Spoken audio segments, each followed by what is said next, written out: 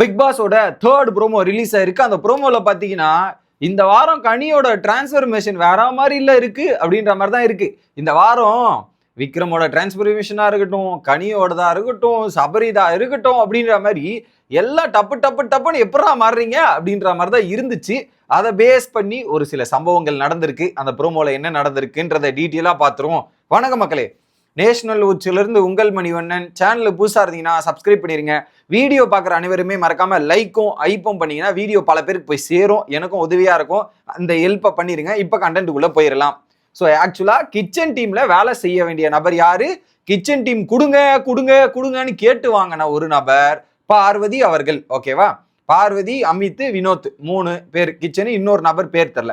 இந்த 3 பேர் கிச்சன் டீம்ல வேலை பார்க்கணும். ஓகேவா? பார்வதி என்ன பண்ணிருக்காங்க, கிச்சன் டீம்ல வேலை பார்க்கறத விட்டு வெளியே வந்து உட்காந்து திவாகர் கூட கதை பேசிட்டு இருக்காங்க. நீங்க ப்ரோமோ 2ல பாத்தீங்களா, அந்த கதை தான் இந்த இதுலயும் தொடர்ந்து கொண்டே இருக்கிறது. ஓகேவா? எவ்வளவு நேரம் பேசிட்டு இருக்காங்கன்னு தெரியல, ரொம்ப நேரம் பேசிட்டு இருக்காங்க போல இருக்கு. Okay, as per the promo. அப்ப என்ன பண்றாங்க, சபரி வந்து ஒரு நிமிடம், உள்ள கிச்சன்ல ஆள் இல்ல, அங்க அமித் இவரு மட்டும் வேலை செஞ்சுட்டு இருக்காரு போல. ஒரு நிமிஷம் அப்படின்ற மாதிரி கூப்பிடுறாரு.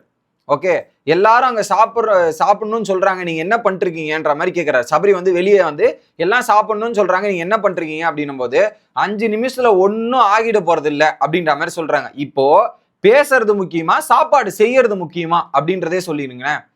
பேசுறது முக்கியமா சாப்பாடு செய்யறது முக்கியமா? மக்களை நீங்களே லாஜிக்கா சொல்லுங்க. ஸோ அங்க வந்து பேசுறது எப்போ வேணாலும் பேசிக்கலாம், சாப்பாடு இப்ப செஞ்சாதான் டைமுக்கு சாப்பிட முடியும். ஆக்சுவலா அவங்களோட டைம் ஷெட்யூலே கம்ப்ளீட்டா டிஃபரெண்டா இருக்கு. நம்ம மதியம் சாப்பிடும் போது தான் அவங்க காலைல சாப்பிட்றாங்க, நம்ம லைவ் பார்க்கும்போது அந்த நிலைமையில தான் அவங்களுடைய இதெல்லாம் நடந்துட்டு இருக்கு. ஸோ இதனால அந்த இடத்துல பார்வதி பேசுறத விட சாப்பாடு செய்யறதுக்கு போறது தான் முக்கியமான விஷயம் அப்படின்றத மேஜர் பாயிண்ட். ஓகேவா? சரி, ஓகே போறேன்ற மாதிரி பார்வதி அங்க போறாங்க. போனதுக்கு அப்புறம் அமித் அங்க நின்று இருக்காரு. 5 மினிட் கேப் எடுத்தா அஞ்சு நிமிஷம் கேப் நீங்க எடுக்க மாட்டீங்களா அமித் அப்படின்ற மாதிரி கேட்கிறாரு. எப்படி பார்வதி கேட்கறாங்க, 5 நிமிஷம் கேப் நீங்க எடுக்க மாட்டீங்களா?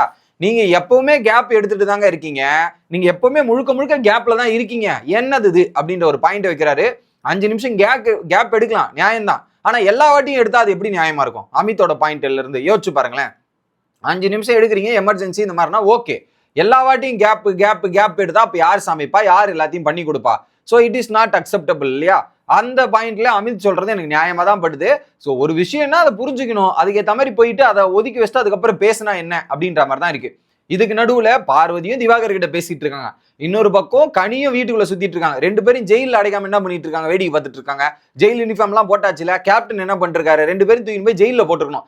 அதை விட்டுட்டு வீட்டுல ரவுண்ட்ஸ் பண்ண விட்டுறது, சுத்திட்டு இருக்க விடுறது. பிக் பாஸ் வந்து லேட்டா அடைக்க சொன்னாரா என்னன்னு தெரியல. மேபி நான் வீடியோ ரெக்கார்ட் பண்ணும்போது அங்க வீடியோ லைவ்ல ரெக்கார்ட் ஆயிட்டு இருக்கும். ஸோ அதை பார்த்தா தான் தெரியும். முதல்ல கேப்டன் எடுத்துட்டு போய் 2 பேரும் ஜெயில அடைச்சிருக்கணும். ஜெயில அடைக்காம விட்டதோ கேப்டனோட தப்புன்ற மாதிரி தான் எனக்கு தோணுது. பார்ப்போம் லைவ்ல என்ன நடக்குதுன்றதை பார்த்துட்டு சொல்றேன். இது ஒரு பக்கமா.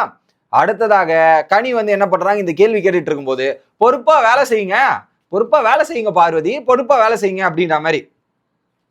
ஸோ இங்க வெளியே போயிட்டு பேசிட்டு வந்தா இங்க இடியா முழுங்கிட்டு போறதெல்லாம் இல்ல, இடி முழுங்கி போயிடுறதுலாம் இல்ல. 5 நிமிஷம் பேசிட்டு வருது என்ன ஆக போகுது அப்படின்ட்டு.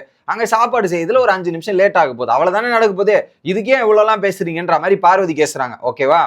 நான் ஊரை ஏமாத்திட்டேன், எல்லா வேலையும் இவங்க இப்படி பேசும்போது நான் எல்லா வேலையும் பார்ப்பேன், ஊரை ஏமாத்திட்டேன், எல்லா வேலையும் நான் பார்ப்பேன் பாரு, உனக்கு என்ன பிரச்சனை அப்படின்னு. ஆமாமா, நல்லா நீங்க கோல் முட்டி விடுறது, ஏத்தி விடுறது, இதெல்லாமே நீங்க பண்றீங்க. எப்படி கோல் முட்டி விடுறீங்க, எல்லாம் இந்த வேலையெல்லாம் நீங்க பாக்குறீங்க. ஆமா, நான் நல்லா தான் பாக்குறேன், எல்லாத்தையும் நான் கரெக்டா தான் பாக்குறேன் அப்படின்ற மாதிரி இவங்களே ஒத்துக்கிறாங்க.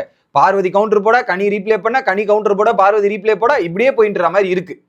ஆனா உண்மையை சொல்லணும்னா அந்த கிச்சன் வேலைகள்லாம் வந்துட்டா கனி நியாயமான வேலைகள், சாப்பாடு விஷயத்துலயும் அந்த இதுலயும் வேலை செய்வாங்க. ஆனா அதுல வந்து வேலை கரெக்டா பார்ப்பாங்க, அதுல ஃபேவரிசம் இருக்கும். இதை ஒத்துக்கணும், வேலை செய்வாங்க ஆனா ஃபேவரிசம் இருக்கும் அப்படின்றதுல மாற்றுக்கிறதே இல்லை. ஆனா கிச்சன் டியூட்டி வந்து அதுல ஹேண்டில் பண்றதே பெரிய விஷயம். பார்வதி லேர்ன் பண்றாங்க அப்படின்றதான் பார்க்க முடிஞ்சுச்சு. இதுல நேத்து கோல் முட்டின்ற வார்த்தையை யூஸ் பண்ணா கனிக்கு ட்ரிகர் ஆகும் தெரியும். அதை கரெக்டா பார்வதி போட்டு இது பண்றதா இருக்கட்டும், அதுக்கு நான் எல்லாத்தையும் நான் பண்ணிட்டு தான் இருக்கேன்ற மாதிரி இவங்க பதில் சொன்னதா இருக்கட்டும்ன்ற மாதிரி நல்லா இருக்கு. சபாஸ், சரியான போட்டி அப்படின்ற மாதிரி இருக்கு. ஓகேவா? அடுத்து நீங்க ஏன் இப்படி நிக்கிறீங்க, என்ன சொல்றாங்க, நீங்க ஜெயிலுக்கு போங்க அப்படின்ற மாதிரி பார்வதி சொல்றாங்க. ஜெயில கூப்பிட்டு கேப்டன் தான் அடைக்கணும், கேப்டனே அடைக்காம வேடிக்கை பார்த்துட்டு இருக்காரு. ஒரு பாயிண்ட்ல கனி, இது என் வீடு நான் நிப்பேன், எப்படி என் வீடு நான் நிப்பேன் என்ன உங்களுக்கு அப்படின்ற மாதிரி ரிட்டன் சேவேஜ் கொடுக்குற மாதிரி ஒரு சம்பவத்தை பண்றாங்க. உடனே என்னை பத்தி பேசுறதுக்கு உங்களுக்கு அருகதை கிடையாது, எப்படி என்னை பத்தி பேசுறதுக்கு உங்களுக்கு அருகதை கிடையாது அப்படின்ற வார்த்தையை விடுறாங்க. ஸோ இந்த வார்த்தை வந்து தவறான வார்த்தை, இதை பண்ணியிருக்க கூடாது, இது பேசியிருக்க கூடாது. அருகதை அப்படின்னும் போது இதுவும் வந்து ஒரு விதமான இது குறிக்கிற மாதிரி தான் இருக்கு. ரைட்ஸ் கிடையாது, என்னை பத்தி பேசுறதுக்கு உங்களுக்கு ரைட்ஸ் கிடையாதுன்னு வேணா சொல்லலாம். ஆனா இந்த பாயிண்ட் வந்து எனக்கு இதை தவிர்த்திருக்கலாம் கனி அப்படின்ற மாதிரி தான் தோணுச்சு. அருகதை அப்படின்னும் போதும் அதுவும் ஒரு விதமான அந்த தகுதி தர அந்த ரேஞ்சில் வரா மாதிரி தான் எனக்கும் ஃபீல் ஆகுது. இட் சுட் பி அவாய்டட் அப்படின்றதான் நினைக்கிறேன். இன்னொரு பக்கம் இது கேட்ட உடனே பார்வதி அப்படியே ஷாக் ஆயிட்டு ஒரு ரியாக்ஷன் ஆயிட்டு உட்கார்ந்துட்டு இருக்கிறது நம்மளால பார்க்க முடிஞ்சது மக்களே. இதை தாண்டி லைவ்ல ஒரு பெரிய அக்யூசியேஷன் நடந்திருக்கு, கேரக்டர் அசாசினேஷன் அளவுக்கு போயிருக்கு.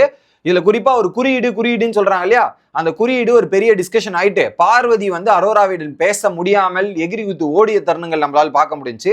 அதுல யார் மேல தப்பு இருக்கு, என்ன நடக்குதுன்றத அடுத்தடுத்த வீடியோல வந்து பார்ப்போம். Bye guys.